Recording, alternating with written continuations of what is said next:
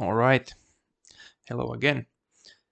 So it's time to finally finish this um, portrait painting demonstration, and this time it's time to look at the underpainting layer. Before that, some relevant stuff. Had my exhibition start last week, and it went well. A lot of people came, a lot of paintings sold.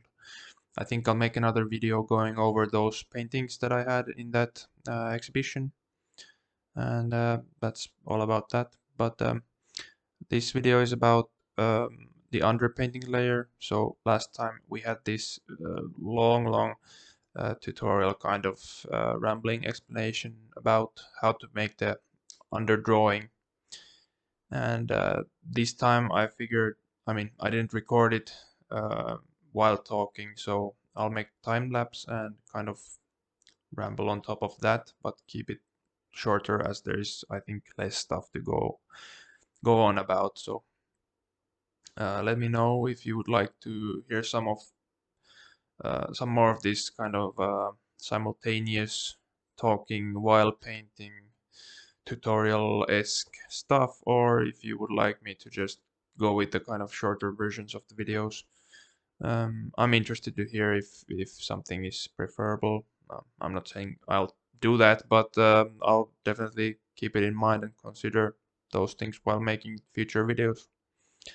And now that the exhibition is, finished, I definitely have a lot more time because I have no deadlines currently. So I think I'll try to make some more YouTube videos and enjoy art. So let's get it. Let's get into it. All right. So we have this underdrawing from the previous sessions. You can find those videos, of course, on my YouTube channel, where I make the underdrawing for this, and it's divided into many parts. Starting with the easiest, I start with the background, and you can see me laying that stuff in here. Not that much going on. What I'm using to paint here is a mixture of raw umber, which is a dark brown pigment, same pigment I used for the underdrawing, and titanium white.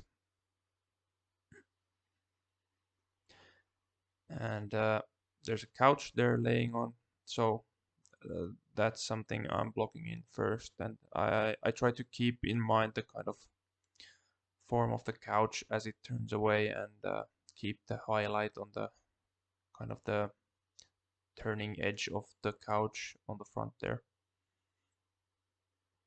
And specifically, it was requested that I keep it sort of painterly and don't go out of my way to like render everything super smoothly. Brush strokes allowed, And about this technique in general, like I feel it's very efficient in terms of, let's say, making mistakes, because I think there's a lot less of fixing your own mistakes going on when you really take your time with the bottom layers.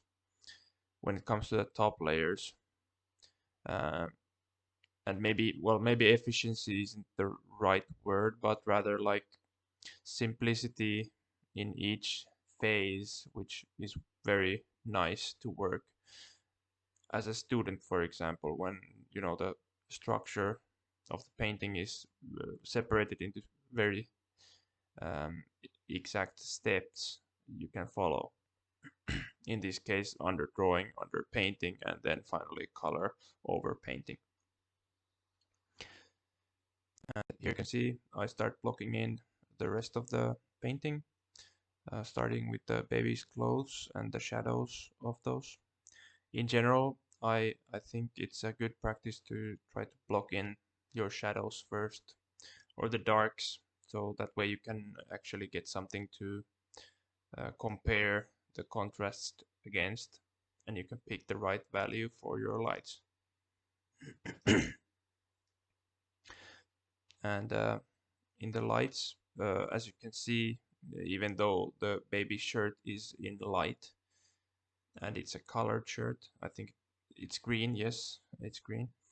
Um, it's not that bright of a color when you compare to the background. Now, when you're looking at something colorful, um, it's kind of easy to assume it's gonna be bright as a value, but that's not always the case. Like colors like red and green, for example, are fairly dark in value actually when you turn to grayscale. Um, Yellow, for example, is a lot more brilliant, and the value is higher when you turn to grayscale. That's something you should keep in mind if you try doing a grisaille underpainting. Go for the accurate values, and if necessary, you can use a monochromatic reference for this. You know, take your reference photo and just Photoshop or whatever to have it black and white instead of full color. So that makes the process even easier for you.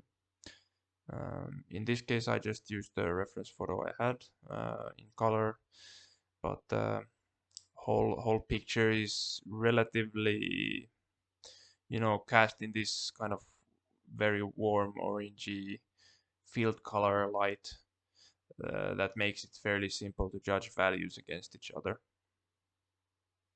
And as such, I didn't really require that stuff in this painting. But you shouldn't hesitate to do that if you want to make it easier for yourself. I mean, painting is hard enough as is. And here I'm just finding the drapery folds of the shirt of the grandpa. And as you can see, I try to keep it fairly simplistic, indicating the drapery, but and keeping some of the forms soft, so no like sharp edges if I can avoid those, but also it's not so important at this stage either. But basically the goal is like the ideal scenario is that you paint it so that you can simply apply a layer of color, make small adjustments, and then you're done with the painting. So that's the goal for this layer. Well, as you will see in the next video, of course, I mostly cover up the kind of glazed layer of color that I apply at first, and there's a reason for that, which I will go more into in the next video. But basically, like the idea is that you have a solid underpainting that, like, in a way, you could also leave as a finished product if you would like to. For grisaille underpaintings, many times it's recommended to leave it slightly on the lighter side of the spectrum, as when you apply paint on top with a glaze, which is a transparent kind of application of paint, it darkens the picture slightly, so your values would be a little bit darker than they need to if you simply paint the exact values you see. That's not something you should be too worried about though, because you can always, paint wet into wet on top of the previous layer and even on top of the glaze you apply. So here I've worked the arm and the wrist and going into the hand. And as you can see, I'm just working kind of slowly and methodically, area by area, just looking for the planes and values and shapes and transitions even at this stage for the form to read correctly. So, in the hand there's a lot of this kind of blockiness and these simple light and dark planes. In the arm there's a little bit more form, as well as in the draperies of the shirt, for example.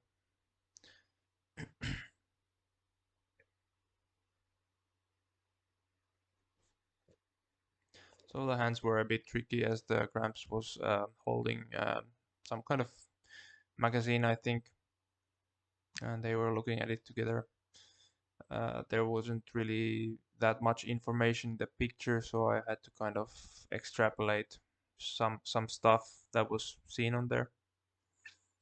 And hands in general feel like the most difficult for me right now. Should probably practice those more, but I think it went pretty smoothly in this case. Didn't really have to struggle that much.